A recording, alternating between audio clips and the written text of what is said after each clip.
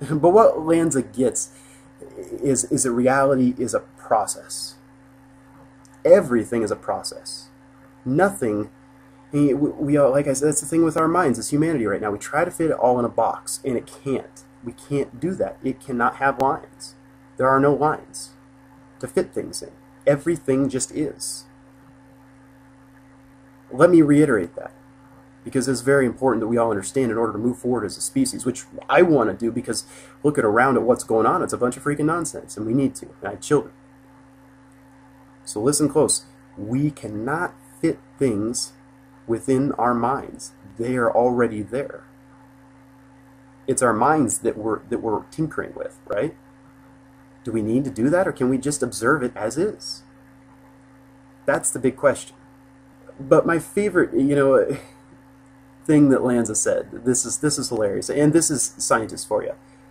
I hate to paint you guys with a broad brush, because there's a new generation of scientists coming out there, and some of the stuff that is being discovered and understood right now is awesome. And Lanza's on the right freaking path. But he's still looking at it with the same framework of his mentality. Just open up a little bit wider, and you guys have it. And please, some scientists, take this and run. Please take this as your own. I just want humanity to know this. But Lanza went on to say, this is one of the greatest quotes ever. Well, the problem with this is it goes against everything we've been taught since kindergarten. Yes, it does. Clean slate, dude. He's actually trying to, right now he's working feverishly, it sounds like, to try to fit all the old scientific laws in with what he's now discovered. And boy, you scientists are smart, but that is pretty damn dumb. I'm sorry. All respect given to him, because from where he comes from, boy, this was a real revelation, and he took a major risk publishing this. And he's right.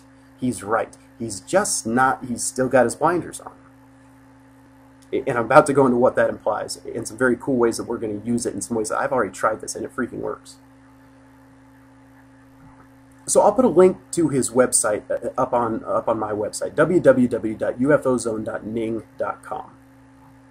But let's build on this now, because we can with some of the pieces I have that I've received from the beings that I work with.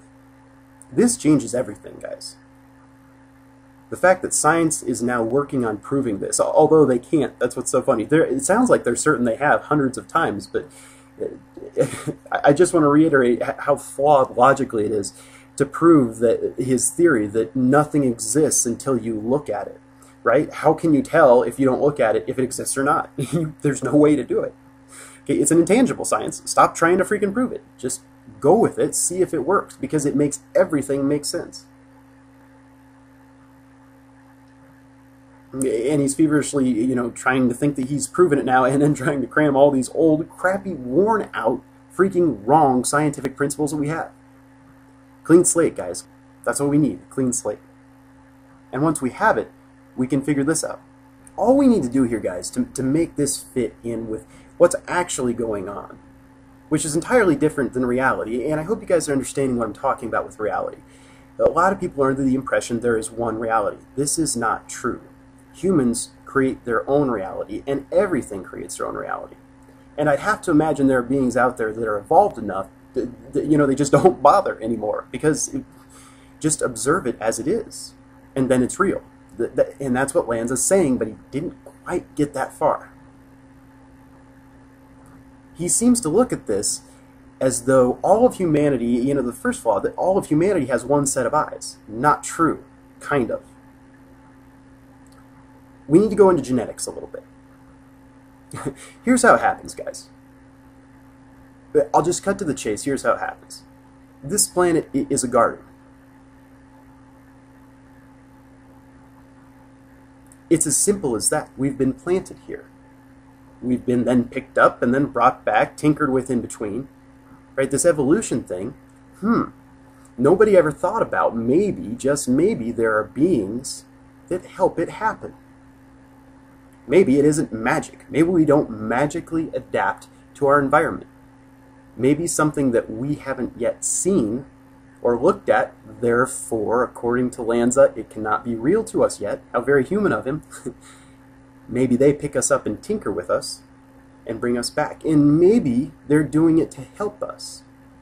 And a lot of people get to the point, well, why would they do that? That they want our genetics. No, guys, they don't want our freaking genetics. Are you kidding me? That would be like humanity wanting to go splice in, some garden slug into our genes. No. They're doing it to help us. Through the hybrid program, which, quote-unquote, alien abductees, which are hybrids, damn near all of them are hybrids, that's why they get abducted by aliens and have medical procedures done on them and see the babies in the tubes. I mean, they're trying to show us real obviously here what's going on. Everybody always falls back to the anal probe thing. Have you ever heard of a freaking colonoscopy, guys? Grow up. Yeah, there's some bad guys out there for sure. And I don't want to talk about them, but there are good ones too. Why? Okay, well, ask yourself this. Why in the world would a parent put all the time and effort into raising a child? Why? Maybe because compassion exists? Maybe givingness exists? Maybe that's why. And anybody who's raised a child knows how much time and effort it takes. It's a completely selfless thing if done right, in my opinion. Right and wrong are relative. So maybe some people feel that treating children improperly is the way to go.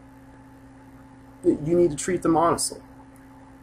Why? Because logic tells us odds are pretty darn good we're going to croak before they do. And then they'll have kids, and they'll have kids. And 1,000 years from now, if we teach them to do the right things, if we raise them correctly, the world will be a better place. That's one element of it. Element number two is what a lot of people don't grasp is genetically, we are alive in our children. Most people don't want to believe this because most people don't like their parents that much and don't want to admit, yeah, I'm definitely one half my mom, one half my dad. But look at it honestly. Oh my God, that's who I am. That's who we all are. And very logically, on a biological level, that's how it works, right? And then it branches out. So 1,000 years from now, you will, if you pass your genes on, you will literally be alive in that person 1,000 years from now. But, going back to what Lance was talking about, our constructs of time are entirely false. They're lies we're telling ourselves in order to frame things, because we don't understand death, basically is why. Nobody wants to die. Good news, guys, we don't. Our bodies will wear out. Our souls exist. And nobody can argue with this, because who understands the soul? Not me. You can't. How's it get in the body? Don't know. Seems like something does, because ours got in ours. I don't think, that just keeps happening billions of times to beings just by happenstance. There are beings out there that can do it. It can sync it all up somehow. But that soul goes on. That soul is energy. And gosh, the new agey people, they drive me nuts sometimes because they talk about everything like they're floating on a freaking cloud. And I know it feels like that sometimes, but what we have to understand is, yes, I fully believe in reincarnation. I've seen it happen. I've seen them put a soul in a hybrid. It looked like a bright light is what it looked like. But reincarnation happens. And with this current consciousness that we each have, this is where we're at. Planet Earth 2010. And welcome everybody. This place isn't as bad as they make it sound. It truly isn't. It's a beautiful freaking planet. We're blessed to be here in this current life, and we need to spend our time down here, New Agers, down here on planet Earth, where we do have some problems. Partially. Yeah, keep that higher level there, but you're here too, right?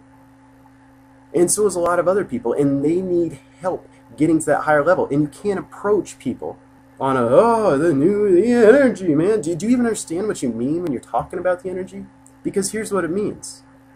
You guys are 100% right with what you say for the most part, but we got to market this. I'm a businessman. We got to market this for humanity if we want to help any of them.